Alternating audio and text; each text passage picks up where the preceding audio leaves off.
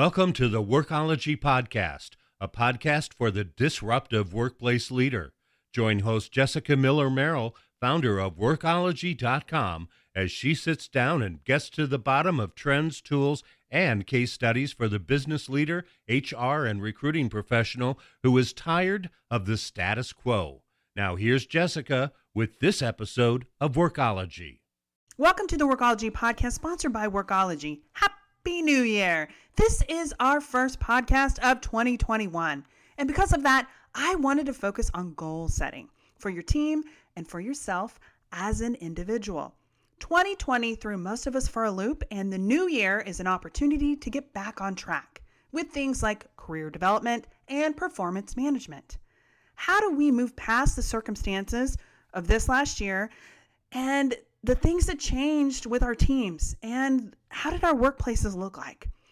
I want you to focus on how we can better support our remote teams and help them meet their goals. How do we give critical feedback when we have teams still working under the stress of a global health crisis and recovery? With me today is Kristin Richter, Vice President of Marketing for Engagedly. Engagedly is a performance management software that redefines performance appraisals by simplifying and incorporating elements of employee engagement into the performance review process. Kristin, welcome to the Workology Podcast. Thanks for having me.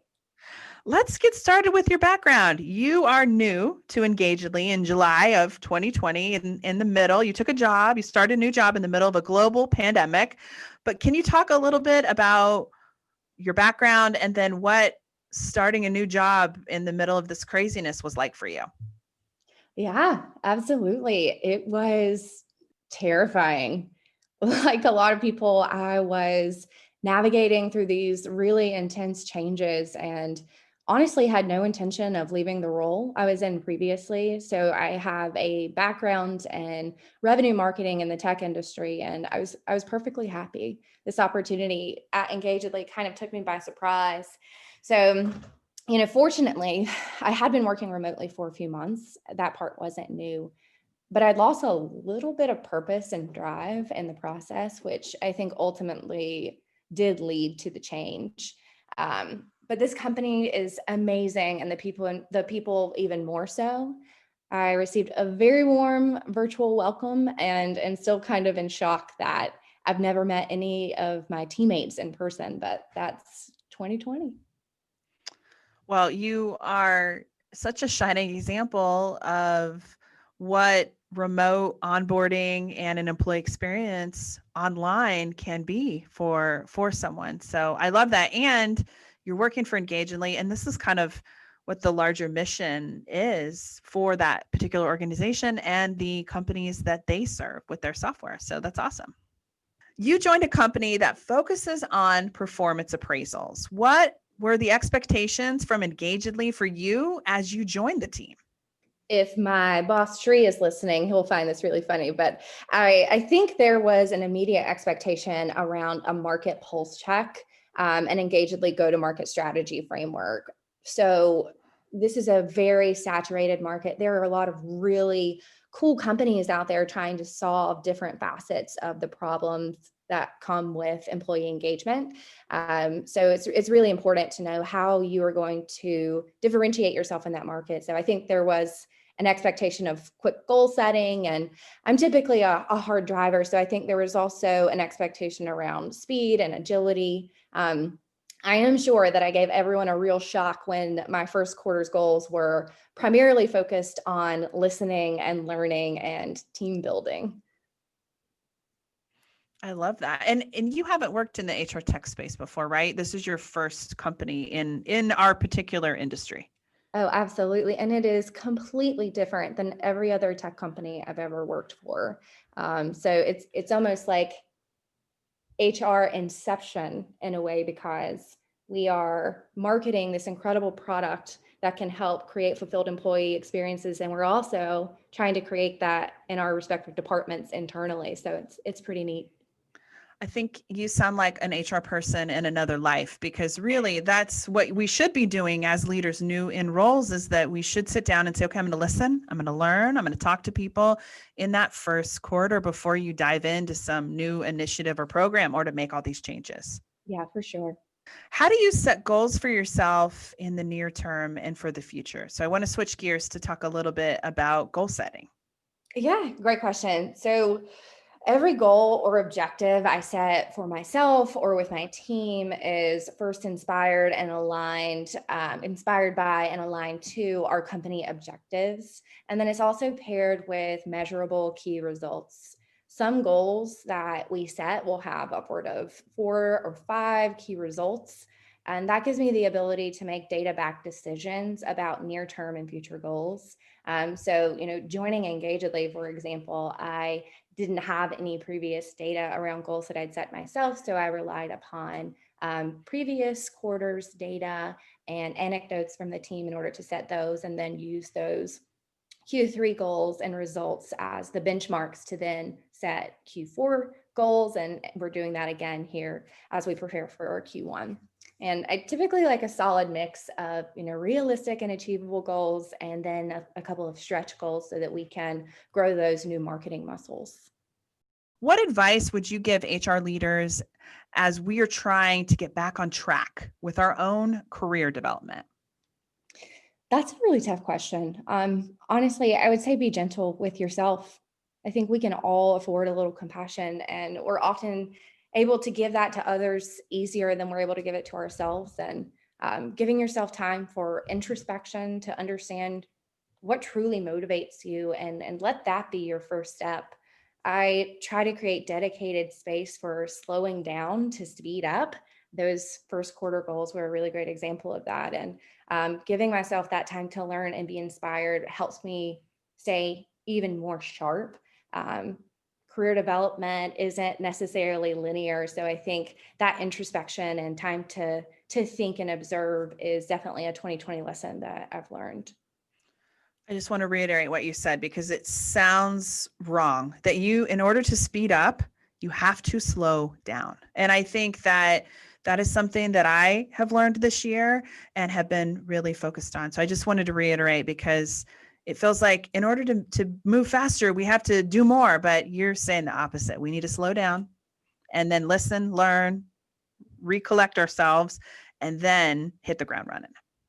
Absolutely. It's the time that you spend with your teammates and your department listening that builds trust, and trust to, adhere to those goals and stay aligned and charged towards, the finish line. So I think that definitely went a long way in Q3 for me, for sure.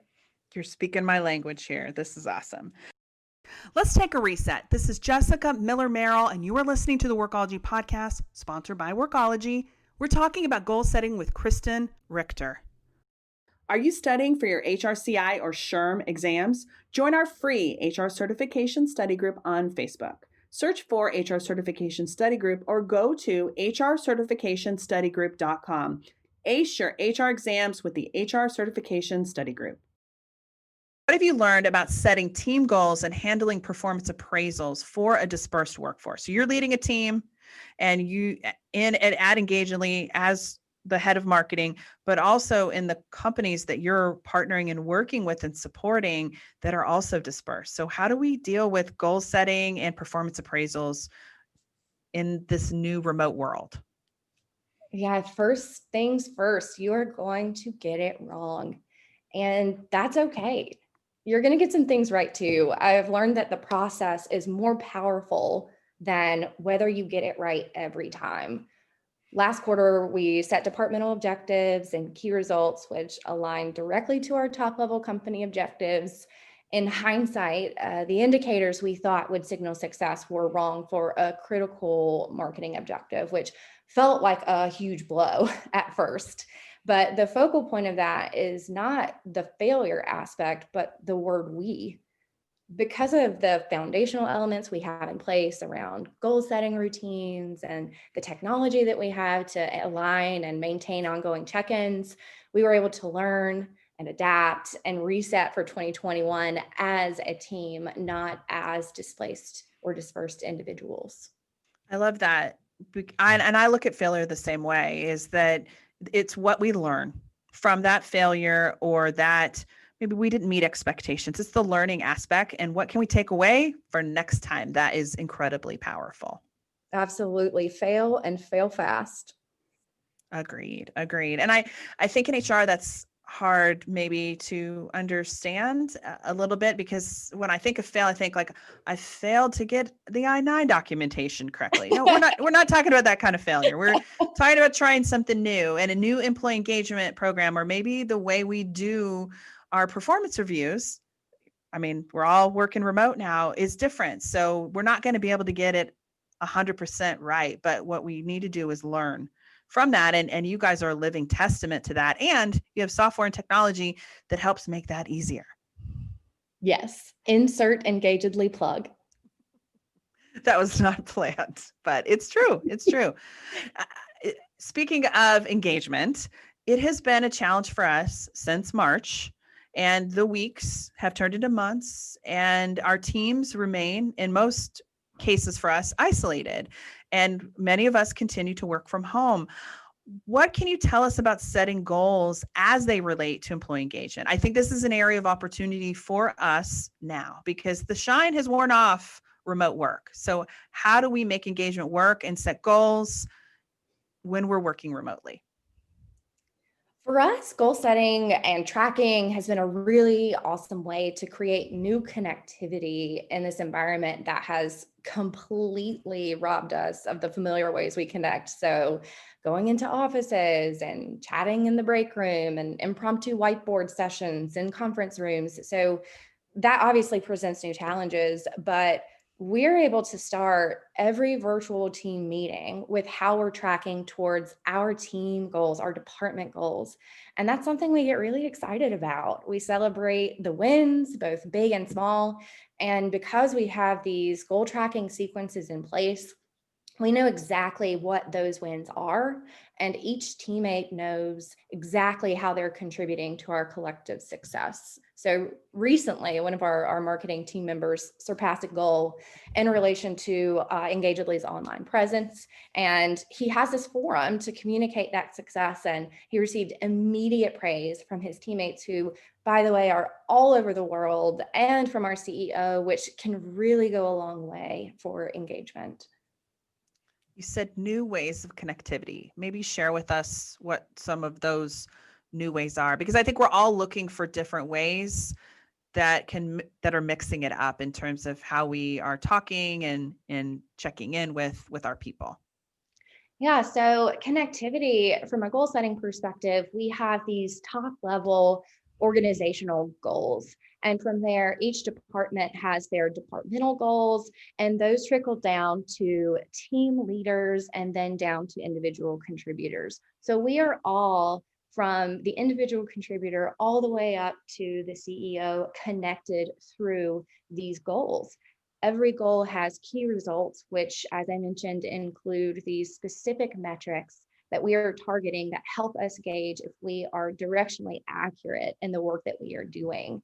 So we are checking in on those every week, and team leaders are talking to their team, their employees on their team about how they're tracking towards these goals.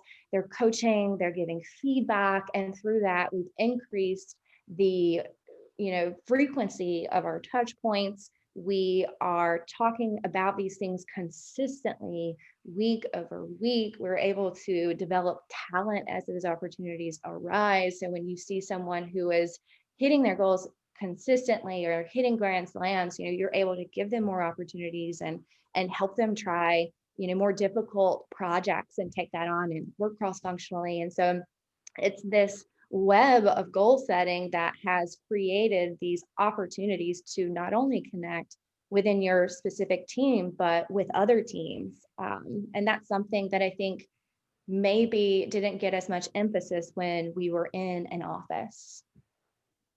I agree with you. And I love that your goals are aligned with the larger business and organization's own goals. And so they all connect together. I think that sometimes our goals and maybe our departments are siloed. And so then people aren't able to see how the work that I do in my department, maybe it's in finance or in customer support or IT, is connected to the larger organizational goal. But you guys make it easy with the technology that you have. Absolutely. We are able to share these goals. So, great example.